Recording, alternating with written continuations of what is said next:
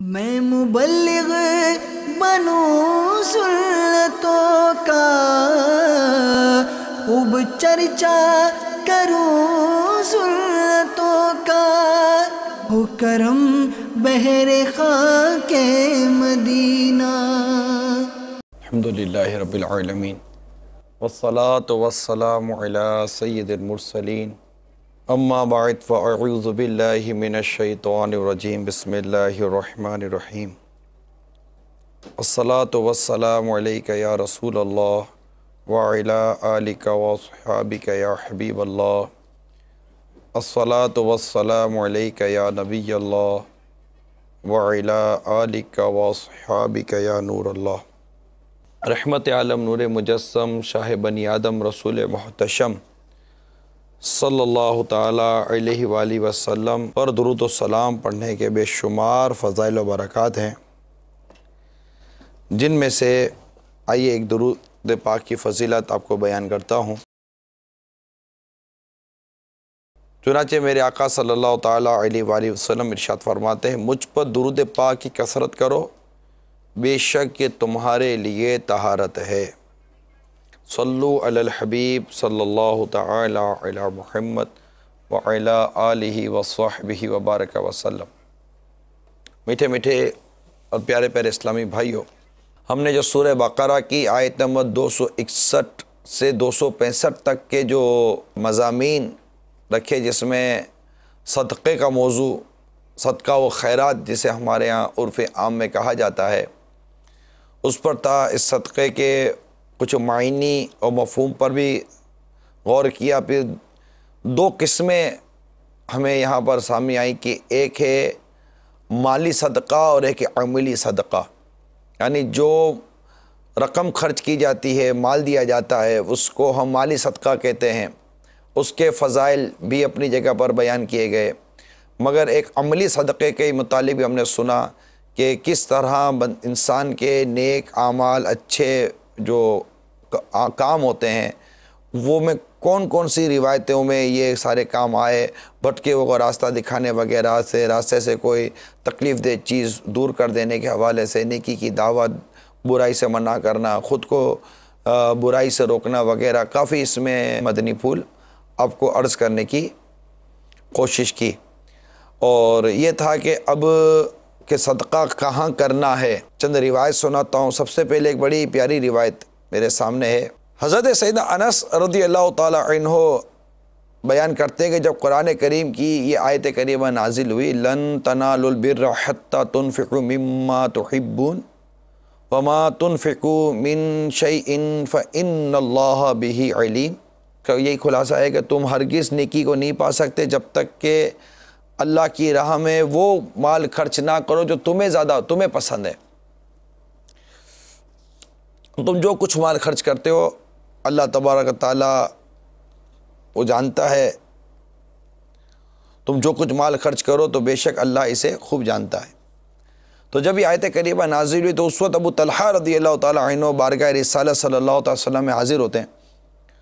اور عرض کرتے ہیں، میرے آقا صلی اللہ علیہ وسلم، اللہ تعالیٰ فرماتا ہے تم میں اس وقت تک ہرگز تم نیکی نہ پا سکو گے جب تک اللہ کی راہ میں اپنا پسندیدہ مال خرچ نہ کرو۔ پس مجھے میرا یہ باغ بہت زیادہ پسند ہے، لہذا میں اس کو اللہ کی راہ میں صدقہ کرتا ہوں اور اجر و ثواب کی امید رکھتا ہوں۔ یا رسول اللہ صلی اللہ تعالی علیہ وسلم، آپ کو اختیار ہے کہ آپ اس کا جو چاہیں کریں۔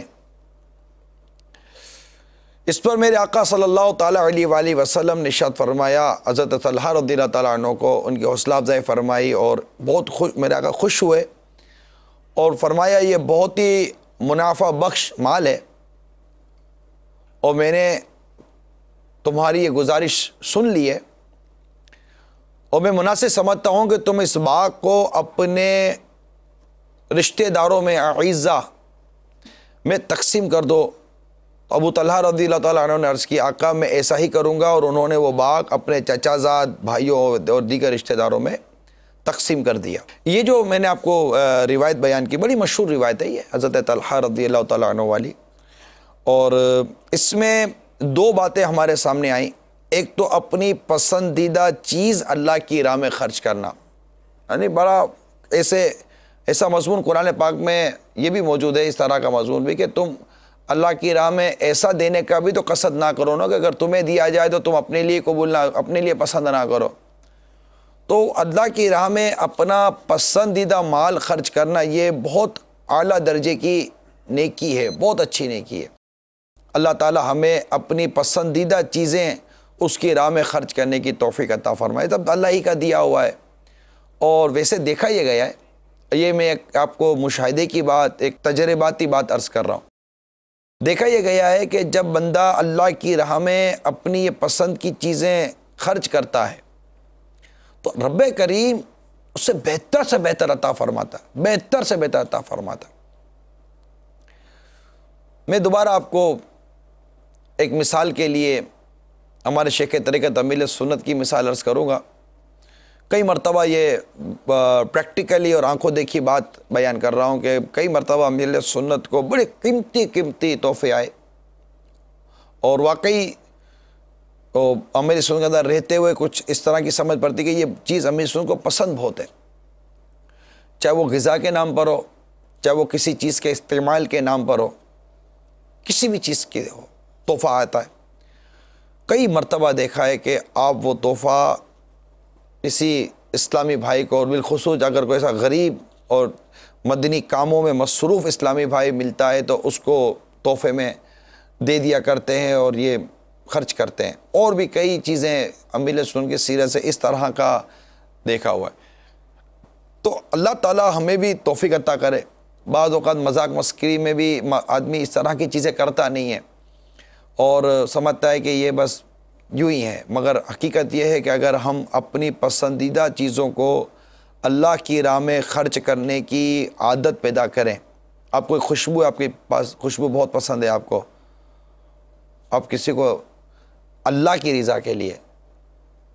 وہ اچھا بہت لگتا ہے، خوبصورت بہت ہے، مالدار بہت ہے، مطلب کوئی ہماری نفس بیچ میں نہیں آنی چاہیے، نفسانی چیز نہیں، ایک مطلب اللہ کے لیے، اس کے پیارے حبیب صلی اللہ علیہ وسلم کی رضا کے لیے قرآن کی اس آیت کریمہ پر عمل کی نیت سے کہ میں اپنی پسندیدہ چیز اللہ کی راہ میں صدقہ کر رہا ہوں، اللہ کی راہ میں خرچ کر رہا ہوں، اللہ کی راہ میں دے رہا ہوں، کہ میں ایک اعلیٰ سے اعلیٰ اور ایک اچھی نیکی پانے میں کامیاب ہو جاؤں. نیکی کی قدر قیامت کے دن ہوگی جب ایک ایک نیکی کو بندہ ترسے گا. پھر وہ نیکی جو بڑی اعلیٰ درجے کی ہو اور بڑی پسندیدہ نیکی ہو، اس کا مقام و مرتبہ تو پھر کیا ہی بات ہے اس کی. تو انہی میں ایک یہ نیکی ہے کہ اپنی پسندیدہ چیز کو اللہ کی راہ میں خرچ کرے، اپنی پسندیدہ چیز اللہ کی راہ میں صدقہ کرے. ایک تو یہ یہاں پر سبق ملا ہمیں کہ ہم اپنی پسندیدہ چیز اللہ کی راہ میں خرچ کریں. تو اور دوسری بات جو موضوع سے متعلق بھی تھی وہ یہ تھی کہ آقا مدینہ صلی اللہ تعالیٰ علیہ وسلم حضرت طلحہ رضی اللہ تعالیٰ عنہ سے کچھ یوں ارشاد فرمایا کہ یہ جو باغ ہے یہ اپنے رشتہ داروں میں بانٹ دو، اعزہ میں تقسیم کر دو. انہوں نے اپنے چچا زاد بھائیوں اور دیگر رشتہ داروں میں تقسیم کر دیا. تو یہ خرچ کرنے کے حوالے سے، صدقہ کرنے کے حوالے سے، اللہ کی راہ میں دینے کے حوالے سے یہ ہمیں ایک رہنمائی ملی ہے کہ اس سے رشتہ داروں میں دینا یہ بہت افضل ہے. قریب قریب کے جو رشتہ دار عزیز احباب ہوتے ہیں ان میں دیا جانا چاہیے. حضرت سلیمان بن عامر رضی اللہ تعالیٰ عنہ بیان کرتے ہیں کہ رسول اکرم صلی اللہ تعالیٰ علیہ وسلم نے فرمایا مسکین پر صدقہ کرنا صرف صدقہ ہے. مسکین پر صدقہ کرنا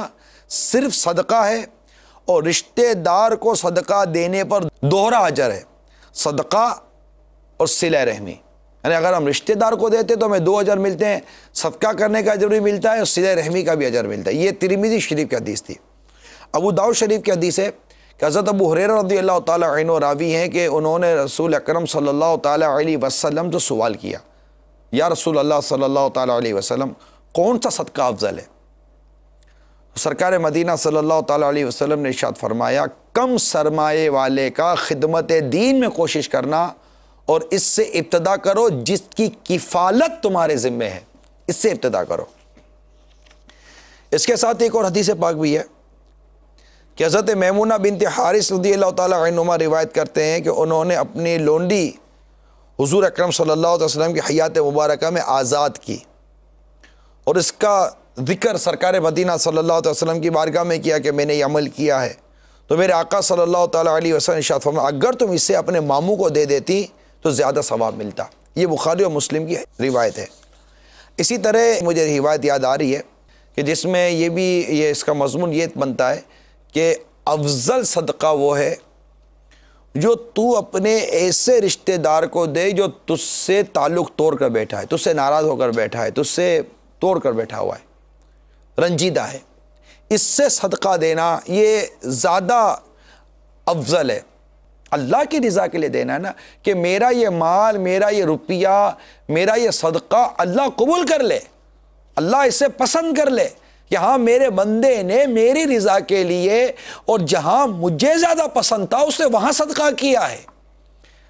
اور رسول اکرم نور مجسم صلی اللہ تعالیٰ علیہ وسلم نے ہماری رہنمائی کی ہے اس معاملے میں کہ یہاں صدقہ دو، رشتہ داروں میں بالخصوص دو، اور وہ بھی وہ رشتہ دار جو تم سے تعلق توڑ کر بیٹھے ہیں۔ صلہ رحمی جو میں نے جو کتابوں میں پڑھا، بہار شریعت میں جو پڑھا، جو سمجھاؤں، صلہ رحمی یہ اس کا نام نہیں ہے کہ اس نے آپ کے ساتھ اچھا کیا تو آپ نے بھی اس کے ساتھ اچھا کر دیا، اس کو صلہ رحمی نہیں کہا گیا، یہ تو عدلہ بدلہ ہو گیا۔ بہار شریعت میں جس طرح صلہ رحمی کی وضاحت کی گئی ہے اس سے یہی مراد سمجھ میں آتی ہے کہ جو تجھ سے توڑ رہا ہے، جو تجھ سے ٹوٹ رہا ہے تو اس کو جوڑ، اس کو صدقہ دو، اس سے اچھا سلوک کرو۔ یہ ہے، ہم تو کہتے ہیں یار اس نے مطلب جس نے میرے ساتھ اچھا نہیں کیا میں کیوں کروں؟ اچھا اب اس کو سمجھاؤ تو سامنے سے سمجھتا بھی نہیں ہے، یہی کہتا ہے کہ تم مجھے سمجھانے کے لیے بیٹھے ہو۔ بھائی تو جنت کی طرف آپ پہلے بڑھ جاؤ گے تو نقصان کیا ہے؟ اگر آپ جنت کی طرف پہلے بڑھ جاتے ہو تو آپ کا کیا نقصان ہے؟ فائدہ ہی فائدہ ہے جنت کی طرف بڑھنا۔ آپ جا کر اس سے پہلے ہاتھ ملا لیتے ہو، آپ جا کر اسے سلام کر لیتے ہو، آپ کو تحفہ لے کر یا کوئی ایسی چیز لے کر اس کے بعد چلے جاتے ہو، آپ کو نیکی کی دعوت کا پیغام لے کر چلے جاتے ہو، تو وہ کیا دھکا مار کر آپ کو نکال دے گا؟ انشاءاللہ امید ایسا نہیں ہوگا۔ اللہ نہ کرے، اللہ نہ کرے، اللہ نہ کرے اس نے کوئی ناروا سلوک کر بھی دیا تو آپ کے جو قدم اللہ کی رضا کے لیے اٹھے، جو مطلب آپ نے جو ایفرٹس کی، کیا اس کا ثواب آپ کو نہیں ملے گا اللہ کی رضا کے لیے؟ نہ کہ یہ کہ اس سے کاروبار اچھا ہو جائے گا، نہ کہ یہ میری مدد کرے گا، نہ کہ یہ فلاں کرے گا، نہ کہ اس سے رشتہ داری بنانے سے یہ فائدہ۔ کوئی دنیاوی غرض و غایت نہیں ہونی چاہیے۔ میں یہاں صرف رب کی رضا کی بات کر رہا ہوں، صرف اللہ کی رضا کے لیے میرا اللہ مجھ سے راضی ہو جائے اور میرا یہ عمل اللہ کی بارگاہ میں قبول ہو جائے، اور میرا رب میرے اس عمل کی برکت سے میری بخشش فرما دے اور اپنی رضا ہمیشہ کے لیے میرا مقدر کر دے اور میرے ایمان کی سلامتی کے اوپر اپنی رحمت کی مہر لگا دے۔ یہ بات یہ ہونی چاہیے۔ تو میرے میٹھے اور پیارے اسلامی بھائیوں، صدقہ کرنے کے جو مواقع ہیں، کہاں کہاں صدقہ کرنا چاہیے، یہ میں عرض کر رہا تھا۔ اسی طرح دعوت اسلامی کی مطبوعہ ضیاء صدقات بہت پیاری کتاب ہے، اس میں زکوٰۃ کا بھی پورا بیان موجود ہے، بہت زکوٰۃ کے متعلق بہت معلومات اس کے اندر ہے، اور صدقات کے بارے میں کہ صدقہ کہاں کرنا چاہیے، کون کون سا صدقہ افضل ہے، کون کون سی جگہ پر صدقہ کرنا چاہیے، بہت سارے اس میں مدنی پھول لکھے ہوئے ہیں۔ اسی کتاب کے صفحہ نمبر پیج نمبر 172 پر یہ لکھا ہوا ہے کہ صدقہ دینے میں بہتر یہ ہے کہ نیک پرہیزگار فقراء میں سے کسی کو دے۔ چنانچہ امام غزالی علیہ رحمۃ اللہ الوالی نقل کرتے ہیں کہ ایک عالم کا معمول تھا کہ وہ صدقہ دینے میں صوفی فقراء کو ترجیح دیتے۔ ان سے عرض کی گئی کہ آپ اگر عام فقراء کو صدقہ دے تو کیا وہ افضل نہیں ہے؟ اب بڑا پیارا جواب دیا، یہ ایک بہت پیاری گائیڈ لائن ہے یہ جواب۔ ارشاد فرماتے ہیں یہ نیک لوگ ہر وقت اللہ تعالیٰ کے ذکر و فکر میں مشغول رہتے ہیں، اگر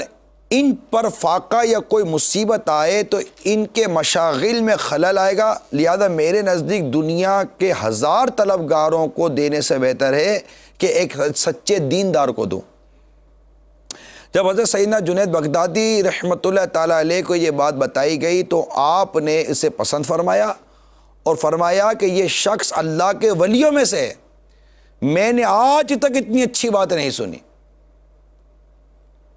اسی طرح سے جنید بغدادی رحمۃ اللہ تعالیٰ علیہ سے عرض کی گئی کہ فلاں دکاندار کنگال ہو گیا ہے اور دکان چھوڑنے کا ارادہ رکھتا ہے، تو حضرت جنید بغدادی رحمۃ اللہ تعالیٰ علیہ نے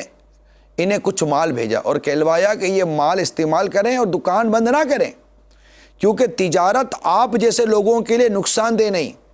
دراصل وہ شخص سبزی بیچتا تھا اور صوفیاء اور فقراء نیک لوگ جو تھے ان کے خریدے ہوئے مال کی قیمت نہ لیتا۔ اسی حضرت عبداللہ بن مبارک رحمۃ اللہ تعالیٰ علیہ جو امام اعظم امام ابو حنیفہ رحمۃ اللہ تعالیٰ علیہ کے شاگرد و فقہ حنفی کے بہت بڑے امام ہیں، اہل علم لوگوں کے ساتھ خاص طور پر بھلائی کرتے، ان سے عرض کی گئی آپ سب کے ساتھ ایک سا معاملہ کیوں نہیں رکھتے؟ فرمایا میں انبیاء کے بعد علماء کے سوا کسی کے مقام کو بلند نہیں جانتا، ایک بھی عالم کا دھیان اپنی حاجات کی وجہ سے بٹے گا تو وہ صحیح طور پر خدمت دین نہ کر سکے گا اور دینی تعلیم پر اس کی درست توجہ نہ ہو سکے گی، لہٰذا انہیں علمی خدمت کے لیے فارغ کرنا یہ افضل ہے۔ یہ اتنی خوبصورت اور جامع بات ہے کہ جہاں پر ہمیں رشتہ داروں کو، جو میں نے پہلے بیان کر دیا، عزیز رشتہ دار جہاں جہاں دینے کی روایتوں میں فضیلت آئی ہے اور جو شریعت نے ہمیں جو راستے بتائے، وہ ساتھ ہی ہمیں اپنے صدقہ و خیرات، اپنی زکوٰۃ، اپنے فطرے یا جو بھی آپ نفلی صدقہ کرنا چاہتے ہیں، جو کچھ اللہ کی راہ میں دینا چاہتے ہیں، اس طبقے کو دیں جو دین کے کاموں میں مشغول ہے۔ بہت پیاری اور بہت خوبصورت سی یہ بات ہے کہ ایک بھی عالم کا دھیان اپنی حاجات کی وجہ سے بٹے گا تو وہ صحیح طور پر خدمت دین نہ کر سکے گا۔ اب کسی کو 3 دن کی قافلے کی دعوت دیتے ہیں، 12 دن کے قافلے کی دعوت دیتے ہیں، 30 دن کے قافلے کی دعوت دیتے ہیں، 12 ماہ کیا نظر آتا ہے؟ کام کیسے کروں گا، کاروبار کیسے کروں گا، فلاں اجتماع میں بلائے تو کاروبار آگے آ جاتا ہے، تجارت آگے آ جاتی ہے، اور بھی 10 قسم کے مسائل وہ جو آگے آ جاتے ہیں۔ تو دین کی خدمت کے لیے جو یکسوئی اور جو دھیان اور جو ایک فارغ ذہنی ہونی چاہیے کہ بندہ مطالعہ کر سکے، علم دین کی خدمت کر سکے، دین کی خدمت کر سکے، علم دین حاصل کر سکے، اس کے لیے ہماری یہ ذمہ داری بنتی ہے کہ ہم ان کو ان حاجات کی طرف جانے ہی نہ دے جو ان کے ذہنوں کو منتشر کرے اور ان کے خیالوں کو منتشر کر کے ایسا نہ ہو کہ اس طرف چلے جائے تو ہمارا یہ سارا نظام جو دین کا نظام ہے یہ رہ جائے۔ تو یہ ایک سمجھ میں آنے والی بات میں آپ سے عرض کرنے کی کوشش کر رہا ہوں کہ اسی طرح ہمارے صدقے و خیرات جو ہیں وہ اس طرح بھی اس کو تقسیم ہونا چاہیے تاکہ ہمارے دینی مدارس، ہمارے جامعات، ہمارے حفاظ کے مدارس، ہمارا جو مذہبی طبقہ ہے جو دین کی خدمت میں شب و روز مشغول ہے، جو ہمیں دین سکھاتے ہیں، ہمیں دین پڑھاتے ہیں، ہم جن سے دین سمجھتے ہیں، اسلام کی باتیں سمجھتے ہیں، جو اسلام کی خدمت کر رہے ہیں، سنتوں کو عام کر رہے ہیں، ان عاشقان رسول کے لیے اپنے جیبوں کو کھلا کر دینا چاہیے، اپنے ہاتھوں کو کھلا کر دینا چاہیے تاکہ یہ اچھی سے اچھی مسجد ہمارے لیے بنائیں، اچھے سے اچھے مدرسے ہمارے لیے بنائیں، اچھے سے اچھے قاری صاحبان آئیں، اچھے سے اچھے مزید علماء ہمارے پاس آئیں اور وہ ہماری آنے والی نسل کو سنبھالیں، ہمیں سنبھالیں۔ صلو علی الحبیب صلی اللہ تعالی علی محمد۔ اب میں چاہوں گا کہ آخر میں کچھ صدقے کے بارے میں کچھ روایتیں بیان کر دوں تاکہ مزید صدقہ کرنے کی ہمیں ترغیب ملے اور ہمارا ذہن بنے کہ سرکار مدینہ صلی اللہ تعالیٰ علیہ وسلم نے ارشاد فرمایا، نماز ایمان کی دلیل ہے اور روزہ گناہوں سے ڈھال ہے اور صدقہ کوتاہیوں کو یوں مٹا دیتا ہے جیسے آگ کو پانی۔ اسی طرح نبی رحمت صلی اللہ تعالیٰ علیہ وسلم کا ایک اور فرمان ہے کہ صدقہ اللہ تعالیٰ کے غضب کو بجھاتا ہے، بری موت کو دفع کرتا ہے۔ ایک اور حدیث پاک بھی آپ کو انشاءاللہ تبارک و تعالیٰ سناتا ہوں کہ سرکار مدینہ صلی اللہ تعالیٰ علیہ وسلم نے ارشاد فرمایا، ہر شخص بروز قیامت اپنے صدقے کے سائے میں ہوگا یہاں تک کہ لوگوں کے درمیان فیصلہ فرما دیا جائے۔ یزید کہتے ہیں ابو الخیر کا معمول تھا کہ روزانہ بلا ناغہ کچھ نہ کچھ صدقہ فرماتے، اگرچہ روٹی کا ٹکڑا یا پیاز صدقہ کر کے۔ حضرت یزید بن ابو حبیب سے مروی ہے کہ حضرت مرثد بن ابو عبید اللہ یزنی اہل مصر میں سے وہ پہلے شخص تھے جو شام کے وقت مسجد میں جایا کرتے تھے۔ راوی فرماتے ہیں کہ میں آپ کو جب بھی مسجد جاتے دیکھتا تو آپ کے ہاتھ میں صدقہ کرنے کے لیے پیسے یا روٹی یا گیہوں کچھ نہ کچھ ہوتا، حتیٰ کہ بسا اوقات میں انہیں پیاز اٹھائے ہوئے بھی دیکھتا تو میں کہتا ابو الخیر یہ پیاز آپ کے کپڑوں کو بدبودار نہ کر دے۔ فرماتے ابو حبیب کے بیٹے میں اپنے گھر میں اس کے سوا اور کوئی چیز نہیں پاتا، دیکھیں کیسا صدقے کا، گھر میں اس کے سوا کوئی اور چیز نہیں پاتا کہ جسے صدقہ کرو۔ مجھے ایک صحابی رسول نے بیان کیا کہ نور کے پیکر صلی اللہ تعالیٰ علیہ وسلم نے فرمایا مومن کا دیا ہوا صدقہ بروز قیامت اس پر سایہ ہوگا۔ تو اللہ تعالیٰ ہم سب کو صدقہ کرنے کی توفیق عطا فرمائے، اور جو اس کے میں نے مقامات بتائے اللہ تعالیٰ ہمیں اس کے بھی سمجھنے کی توفیق عطا فرمائے، اخلاص عطا فرمائے، ریاکاری و دکھاوے سے حب جاہ سے محفوظ فرمائے۔ اللہ تعالیٰ دعوت اسلامی کو، مدنی چینل کو نظر بد سے بچائے، دین 25ویں رات 26 ترقی عطا فرمائے، اور ہمیں بھرپور انداز میں دعوت اسلامی اور مدنی چینل کے ساتھ تعاون کرنے کی توفیق عطا فرمائے۔ آمین بجاہ النبی الامین صلی اللہ تعالیٰ علیہ وآلہ وسلم۔ میں مبلغ بنوں سنتوں کا، خوب چرچا کروں سنتوں کا، ہو کرم بحر خاک مدینہ۔